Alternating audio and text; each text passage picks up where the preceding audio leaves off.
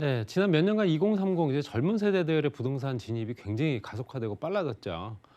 관심이 없던 청년들에까지도 부동산에 관심을 갖게 만든 이번 정부. 과연 이제 향후에는 어떤 형태로도 변할지는 모르겠습니다만, 지금 현재 2030 젊은 세대들의 부동산에 관심은 이제 지속적으로 유지될 가능성이 큽니다. 그렇기 때문에 진입 속도가 빨라지고 또 진입 연령대가 낮아진 거죠. 그렇기 때문에 실제로 내 집을 마련하기 위해서 준비했던 세대들, 보통 30, 40, 내 집 마련의 시점들인데요, 대부분 다. 그 시점이 조금 더 빨라지면서 주택 수요 구매욕이 더 그만큼 커진 거고요. 그거에 따라서 실제적으로 이제 부동산, 특히 이제 이 정책적인 부분 때문에라도 또 공급량 없이 규제로만 일변도로 갔던 이번 정책들 때문에 집값은 더욱더 많이 올랐다. 이런 생각이 들고요. 덩달아서 임대료도 오른 거고요. 서울시 청년들의 내 집에 대한 생각을 통계 자료로 나온 게 있어서 좀 살펴보겠습니다. 일단은 부동산 투자에 대한 태도, 그러니까 부동산 투자를 어떻게 생각하느냐 보게 되면 이제 베이비 부모 세대가 이제 1955년생부터 63년생입니다. 적극적이고 소극적이다. 뭐 어떤 걸 봤을 때는 실제적으로 베이비 부모 세대들은 아이들이 커나가기 때문에 당연히 집이 더 큰 집이 필요했을 뿐이고요. 거기에 따라서 교육 요건이 바뀌면서 실제로 좋은 지역의 교육 환경을 누리기 위해서 그 지역으로 이사를 했었던 것뿐입니다. 뭐 그렇기 때문에 물론 이제 여러 가지 이유가 다 복합적으로 작용하겠지만 대부분의 실거주용 주택은 한 채는 필수다. 집은 무조건 한 채는 있어야 된다. 내 집은 하나 있어야 되지 않겠냐라는 생각을 가졌던 세대가 베이비 부모 세대입니다. 그리고 그 중간에 딱 낀 세대가 뭐냐면 포스트 베이비 부모 세대인데요. 64년생부터 78년생까지. 이때는 이제 적극적이면서 소극적인 부분이 거의 뭐 같은 형태로 가고 있습니다. 그래서 실제적으로 적극적으로도 하기도 하고 또 때로는 조금 더 소극적으로 물러나 있기도 하고 이런 세대가 바로 이제 포스트 베이비 부모 세대고요. 근데 놀라운 것은 1979년생부터 92년생까지 28세부터 41세까지의 젊은 층들이 적극적으로 바뀌었다라는 거죠. 이게 중요한 부분이고요. 그렇기 때문에 우리가 지금 부동산 시장을 이끌고 나가고 있는 주력 세대라고 하죠. 그러니까 실제적으로 소비가 가능한 그런 인구를 봤을 때 그 인구들이 28세까지도 낮아진 겁니다. 그러니까 20대 초반까지도 이제 현재 그런 생각을 하고 있다. 이렇게 보셔야 되고요. 생각이 커지다 보면 나중에 이제 어떤 방법을 강구를 할 거고요. 그거에 따라서 주택을 구매할 수 있는 여건들을 충분히 만들려고도 노력을 할 겁니다. 그렇기 때문에 실제적으로 주택 구매욕은 뭐 인간의 본능이다라고 생각할 정도로 그만큼 자극적이기 때문에 이런 부분이 앞으로 더 지속될 거다 이렇게 말씀드리고요. 연령별로 봤을 때 주택 보유 의식이라는 거는 이제 전체적으로 또는 현재 연령대로 봤을 때 60세 이상이냐 아니면 40세 미만이냐 이렇게 봤을 때도 실제적으로 이제 그 구매 욕구는 계속 높아지고 있는 상황이죠. 그래서 구매 욕구가 높아진다는 얘기는 주택을 보유해야 된다는 생각이 그만큼 커진다는 얘기고요. 그만큼 주택을 보유하면서 또 가지고 가야 된다라는 의미가 남달라진다는 얘기입니다. 그래서 실제적으로 82%, 40세 미만이 거의 한 82%대까지 올라갔고요. 그리고 40세에서 49세가 88.9%대. 그러니까 거의 지금 40세 미만부터 50대 중반 정도까지는 8, 90% 정도가 됩니다. 그런 비율 때문에라도 실제적으로 주택 보유의식 변화는 현재 2014년도부터 20년도까지 6년 동안 봤을 때도 90.4%에서 96.2%대까지 올라갔다. 이렇게 보셔야 되고요. 뭐 전체적으로 봤을 때는 79.1%에서 87.7%대까지, 그러니까 임대까지 다 포함해서요. 그래서 전세 가구 수요는 실제적으로 보유 의식은 실제적으로 조금 떨어진 편이었다가 다시 올랐죠. 2019년도를 기점으로. 이때가 언제냐? 이때가 현재 계약갱신 청구권이 실행된 얘기가 나오기 시작했던 시점입니다. 그렇기 때문에 계약갱신 청구권이 나오면서 작년부터 이제 시행이 됐죠. 그러면서 물량들이 이제 실제로 어느 정도 많이 이제 전세에 관련된 부분도 그만큼 또 애타게 물건들을 찾기 위해 노력을 했다라는 얘기고요. 뭐 전체적으로 봤을 때도 실제적으로 가격 경쟁력이 굉장히 높아질 수밖에 없는 그런 상황이 됐다 보셔야 되고요. 주택, 그럼 집의 의미는 뭐냐? 집을 어떻게 생각하느냐라는 생각을 이제 서울이냐 전국적이냐 뭐 1순위를 따져봤을 때 서울 지역 같은 경우는 29.8% 정도는 뭐냐면 휴식이다라는 생각을 했고요.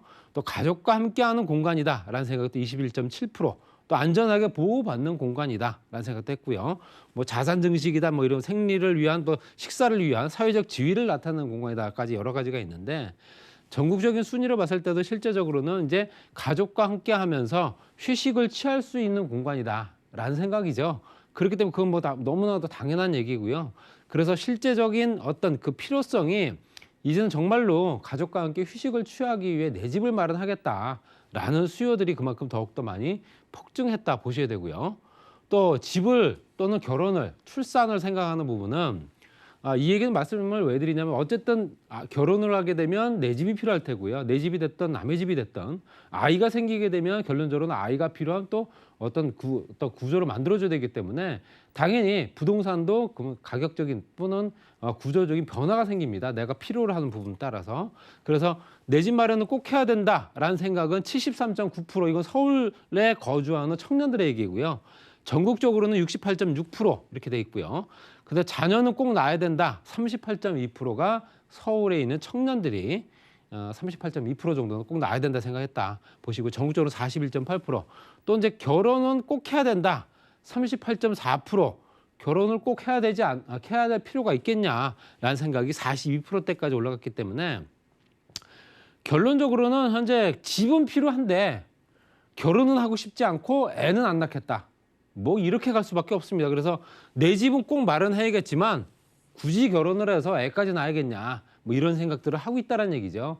그렇기 때문에 소형주택, 특히 이제 60평만 메타 미만짜리들이 대부분 다 이제 젊은 층 세대들이 그만큼 선호할 수밖에 없는 거죠. 혼자 사는데 방 2개에 거실 하나 있고 또는 3개. 그래서 그런 형태로 현재 주택 구조들이 변화가 생겼기 때문에 중대형 평수, 우리가 알고 있는 국민 주택 규모라고 하는 85제곱미터 규모가 이미 60평만 메타까지 내려온 상태다. 이렇게 보셔야 될 것 같고요.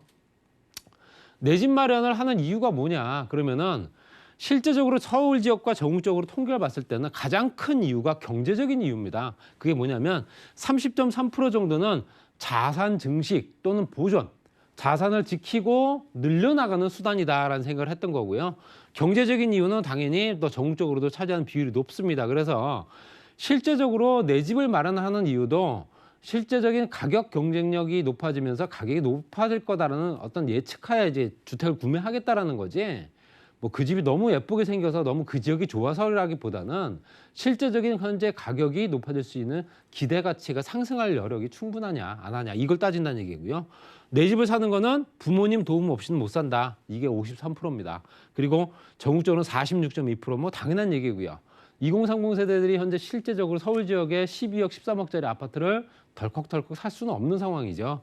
뭐 대출 규제도 들어가 있는 상황이라서 당연히 그럴 수밖에 없으면서 부모님의 도움을 받아야 된다라는 비중이 50%가 넘는다 보셔야 되고요. 내 집 마련을 하는 시기가 언제쯤 될까요? 물어봤더니요. 서울 지역은 내 집이 이미 있다가 4.5%고요. 그다음에 향후 1년에서 5년 정도가 4.2%.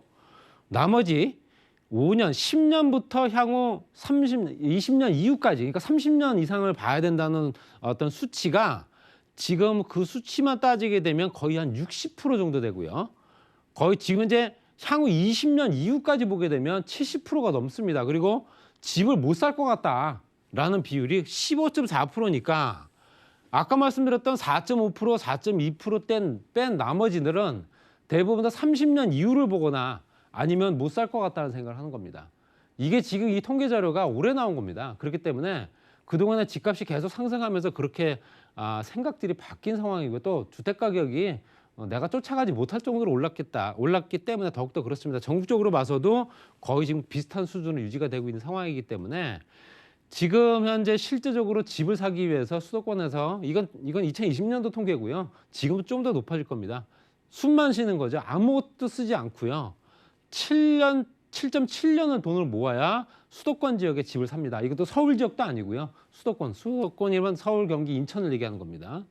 그리고 실제적으로 현재 연소득 대비 집값이 몇 배 정도 될까라고 얘기했을 때는 연소득 대비 8배 정도 되고요. 그다음에 실제적으로 또 월소득 대비 월 임대료 비율은 18.6%에서 12.7%대까지. 그리고 중요한 건 2018년도에는 6.9배였는데요. 그게 현재 2020년도에 8배가 됐고요. 지금은 한 10배 이상 될 것 같습니다. 이렇게 집값이 뭐 끝을 모르고 오르고 있는 상황이고요. 또 대출 규제로 인해서 매매 수요가 전세로 전환이 되면서 그 전세 수요가 현재 실제적으로 시장이 또 풀리게 되면 전세 가격에 의한 매매 가격 상승까지도 같이 연결되기 때문에 향후 4년, 5년 정도는 이 가격이 계속 유지되지 않을까, 이렇게 말씀드리고 정리하겠습니다.